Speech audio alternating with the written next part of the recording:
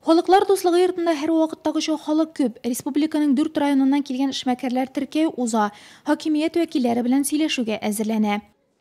Все эти мероприятия созданы для того, чтобы... Мондый чаралар бик кирәк. Хакимият бизнес проблемаларын һәр чак белеп торырга тиеш. Шул чакта бизнеста хакимияттән курыкмас иде.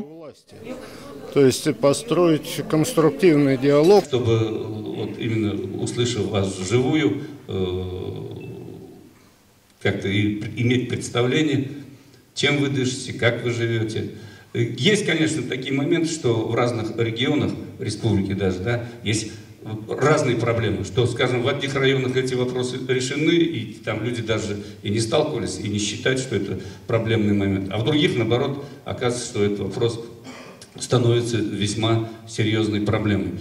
Birinci dərəcədəki җитәкчеләрнең эшмәкәрләр белән очрашуы позитив нотадан башланып китте. Эшмәкәрлек буенча совет утырышы спикеры, бизнес-омбудсмен Тимур Нагуманов, Татарстан Республикасы баш федераль инспекторы Ринат Тимирҗанов һәм Нурлат муниципаль районы башлыгы Равил Кузюров эшмәкәрләрне зур игътибар белән тыңлап, аларны кызыксындырган проблемаларны тикшерделәр. Хочется сказать в целом, что идет тенденция, активная тенденция увеличения как раз единиц малого бизнеса, которые хотели бы заняться своим делом. И органы исполнительной власти, конечно, максимально придают этому большое значение, стараются все эти формы, любые начинания, конечно, поддержать. Нурлат районында бизнес ачучы кешеләр саны елдан-ел арта. Совет килеп туган проблемаларны 3 ай дәвамында хәл итә ала. Бүгенге көндә Татарстанда бизнес мөхитнең төрле темалар буенча 70-тән артык проект теркеме формалашкан. Здесь очередной раз мы услышали вопросы газа.